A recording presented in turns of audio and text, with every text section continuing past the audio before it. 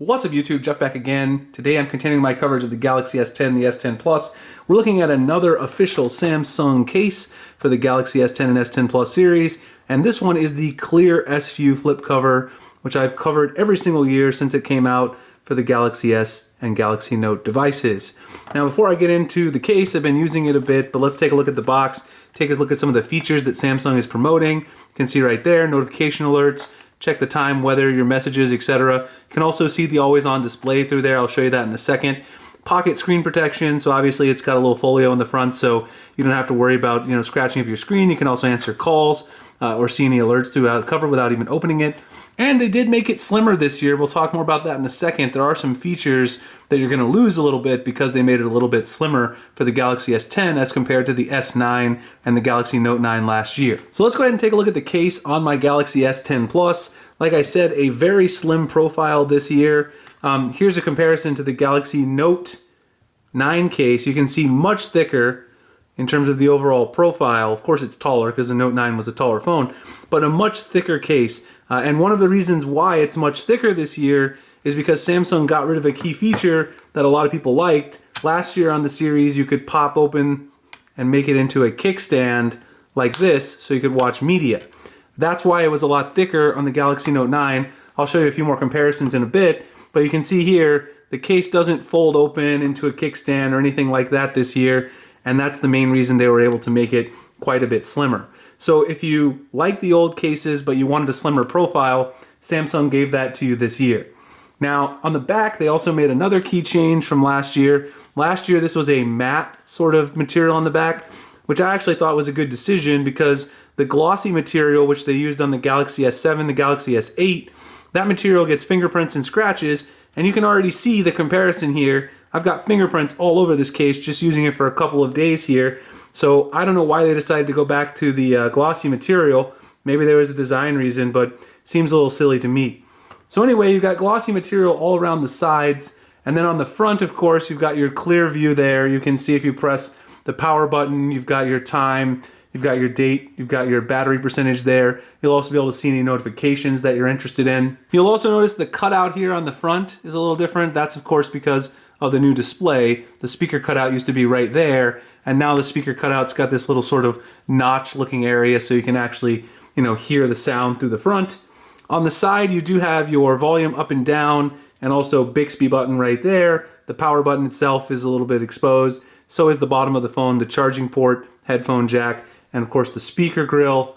Of course you got the top cutout right there as well. And it actually offers pretty good protection for what you get because you've got the front flap on it. But of course if you do drop it, there's a possibility of scuffing this up. And then of course once you actually pop open the case, there isn't really a maximum lip around the front. So if you drop it without the cover being closed, then it might also cause some scratching on the screen. There's a little bit of a lip, but it's very minimal. Now if we actually get into how to customize some of the things with the case, once you actually get the case on the device, you can go into advanced settings here, go to advanced features, and then go up to accessories. You can play around with some of the things. The first thing is automatic unlock. That only works if you don't have biometric security, so it doesn't work for me because I'm using a fingerprint sensor. And you can change what stuff you see on the actual device. You can turn roaming clock on or off. And then also with the face widgets, you can choose to see music control, your schedule, alarm, weather, Bixby routine. You can also choose if you want to show the always-on display through the cover or not.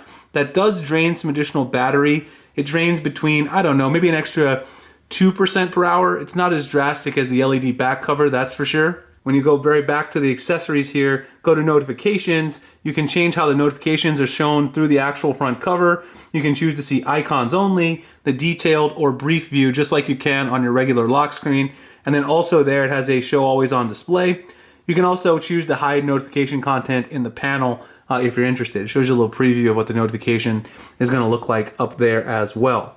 So you've got all of that information. Again, if you go back here to the actual screen, you'll see on your S View flip cover that if you press the power button, there's your notification, your time, etc. If you double tap on a notification, it tells you to open the cover to actually view it. And then once you open it, of course, you've got to log in with your fingerprint, and then it'll let you get right into your notifications.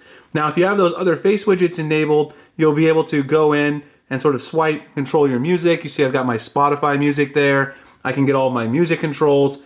Bixby routines is right there if you have any Bixby routines enabled. So overall, the case has been improved in a couple of ways. It's a slimmer profile if that's what you're after. They also changed the way the front view looks. It's got a textured look to it now. Kind of hard to see in video, but the old one was fully glossy on the front. This one has been done to remove the glare a little bit when you're out in the sun. And you can see in terms of the reflection, it does do a pretty good job of actually minimizing it, making it a little bit less when you're actually in the sun or bright light. It still has the soft touch on the inside, so it shouldn't scratch up your screen or anything like that. Wireless charging does work with this case just fine because it's a Samsung case.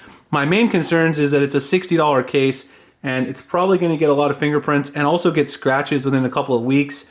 I'll report back over on my Twitter after using it for a few weeks how many scratches and things like that I end up getting. I also don't necessarily recommend using the always-on display through the cover just because of what I said before. It does drain more battery life. That's definitely a feature that's nice to have, but because it has to show through the cover, that's going to end up taking more of your battery life up, and I don't know how many people are willing to sacrifice that. Anyway, guys, I hope you enjoyed the review of the clear SU cover. I'm going to be covering the other Samsung official cases as well. I covered the leather cover this morning if you want to check out that video.